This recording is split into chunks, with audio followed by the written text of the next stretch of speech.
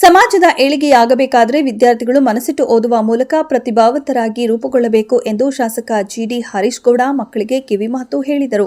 ಹುಣಸೂರು ನಗರದ ಆದಿಚುಂಚನಗಿರಿ ಸಮುದಾಯ ಭವನದಲ್ಲಿ ಹಮ್ಮಿಕೊಂಡಿದ್ದ ನಾಡಪ್ರಭು ಕೆಂಪೇಗೌಡರ 515ನೇ ಜಯಂತಿ ಹಾಗೂ ಎಸ್ಎಸ್ಎಲ್ಸಿ ಮತ್ತು ಪಿಯುಸಿ ಪುರಸ್ಕಾರದಲ್ಲಿ ಕಾರ್ಯಕ್ರಮ ಉದ್ಘಾಟಿಸಿ ಮಾತನಾಡಿದ ಅವರು, ಶಿಕ್ಷಣದಲ್ಲಿ ಎಚ್ಎನ್ ಗಿರೀಶ್, ಯುಪಿಎಸ್ಸಿಯಂತಹ ಸ್ಪರ್ಧಾತ್ಮಕ ಪರೀಕ್ಷೆಯಲ್ಲಿ ಲೇಖನ್ ಹಾಗೂ ಅಂತಾರಾಷ್ಟ್ರೀಯ ಮಟ್ಟದ ಕ್ರೀಡೆಯಲ್ಲಿ ಪ್ರೇಮ್ ಕುಮಾರ್ ಅವರು 3 ಕ್ಷೇತ್ರದಲ್ಲಿ ಸಾಧನೆ ಮಾಡುವ ಮೂಲಕ ಸಮುದಾಯಕ್ಕೆ ಮತ್ತು ತಾಲೂಕಿಗೆ ಕೀರ್ತಿ ತಂದಿದ್ದಾರೆ ಎಂದು ಹರ್ಷ ವ್ಯಕ್ತಪಡಿಸಿದರು. ಇನ್ನು ನಾಡಪ್ರಭು ಕೆಂಪೇಗೌಡರು ಎಲ್ಲ ಸಮುದಾಯದ ಬದುಕಿಗೆ ನೆರವಾಗಲು ಅಂದು ಪೇಟೆಗಳ ನಿರ್ಮಿಸಿ 4 ಶತಮಾನಗಳು ಕಳೆದರೂ ಎಂದಿಗೂ ಮನೆ ಮಾತಾಗಿದ್ದಾರೆ. ಅದೇ ರೀತಿಯಾಗಿ ತಾಲೂಕಿನ ಜೊತೆ ನನ್ನ ಕೈ ಹಿಡಿದು ಹರಸಿ ಮುನ್ನಡೆಸಿದ್ದಾರೆ. ನಿಮ್ಮ ಋಣವನ್ನ ಈ ಜನ್ಮದಲ್ಲಿ ತೀರಿಸಲಾರೆ ಎಂದರು.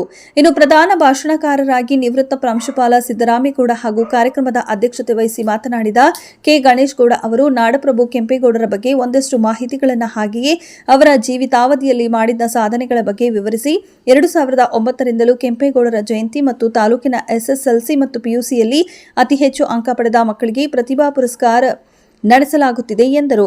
ಇನ್ನು ದಿವ್ಯ ಸಾನ್ನಿಧ್ಯ ವಹಿಸಿ ಆಶೀರ್ವಚನ ನೀಡಿದ ಆದಿಚುಂಚನಗಿರಿ ಮಠದ ಶ್ರೀ ಪುರುಷೋತ್ತಮನಾಥ ಸ್ವಾಮೀಜಿ ಮಾತನಾಡಿ, ನಾಡಿನ ಒಕ್ಕಲಿಗ ಸಮುದಾಯ ದೇಶ ಕಾಯುವ ಸೈನಿಕರಂತೆ ದೇಶಕ್ಕೆ ಅನ್ನ ನೀಡುವ ರೈತರು ಮಕ್ಕಳು ಐಎಎಸ್, ಐಪಿಎಸ್, ಕೆಎಎಸ್ನಂತಹ ಸ್ಪರ್ಧಾತ್ಮಕ ಪರೀಕ್ಷೆ ಬರೆಯುವ ಮೂಲಕ ದೇಶದ ಉನ್ನತ ಹುದ್ದೆಗಳನ್ನು ಅಲಂಕರಿಸಬೇಕೆಂದರು. ಇನ್ನು ಕಾರ್ಯಕ್ರಮದಲ್ಲಿ ಯುಪಿಎಸ್ ಪರೀಕ್ಷೆ ಪಾಸಾದ ಲೇಖನ್ ಹಾಗೂ ಅಂತಾರಾಷ್ಟ್ರೀಯ ಥ್ರೋಬಾಲ್ ಕ್ರೀಡೆಗೆ ಆಯ್ಕೆಯಾಗಿರುವ ಪ್ರೇಮ್ ಕುಮಾರ್ ಹಾಗೂ ಇನ್ನು 98 ಪ್ರತಿಭಾವಂತ ಮಕ್ಕಳಿಗೆ ಪ್ರತಿಭಾ ಪುರಸ್ಕಾರ ಮಾಡಲಾಯಿತು. ಇವತ್ತು ಯುಪಿಎಸ್ಸಿ ಎಕ್ಸಾಮ್ ಪಾಸ್ ಆಗ್ತಕ್ಕಂಥದ್ದು ಅದು ಸುಲಭ ಏನಲ್ಲ. ಯುಪಿಎಸ್ಸಿ ಎಕ್ಸಾಮ್ ಪಾಸ್ ಮಾಡಿ ಇವತ್ತು ಐಆರ್ಎಸ್ ಆಫೀಸರ್ ಆಗಿ ಸೆಲೆಕ್ಟ್ ಆಗಿರ್ತಕ್ಕಂಥದ್ದು.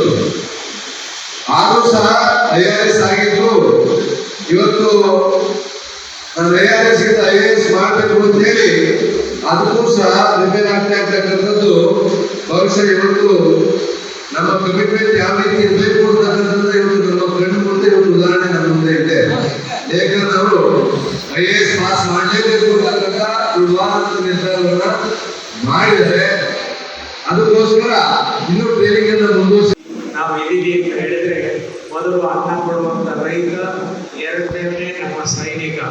ಆ ಸೈನಿಕ 24 ಗಂಟೆ ಕಾಲ ಡ್ಯೂಟಿ ಮಾಡಿ, ಅದು ಏನು ಬೆಟ್ಟದ ಮೇಲೆ, ಹಿಮಾಲಯ ಪರ್ವತದ ಬೆಟ್ಟದ ಮೇಲೆ ಬಹಳವಾದ ಕಷ್ಟವಾದ ಶೀತ ಉಷ್ಣ ಯಾವುದನ್ನು ಲೆಕ್ಕಿಸದೆ ನಮ್ಮ ಸಮಾಜ ಸೇವಕರಾದಂತಹ ಸೈನಿಕರು ಹಗಲು ರಾತ್ರಿ ನಮ್ಮನ್ನ ಬಾರ್ಡರ್ನಲ್ಲಿ ರಕ್ಷಣೆ ಮಾಡ್ತಾ ಇದ್ದಾರೆ.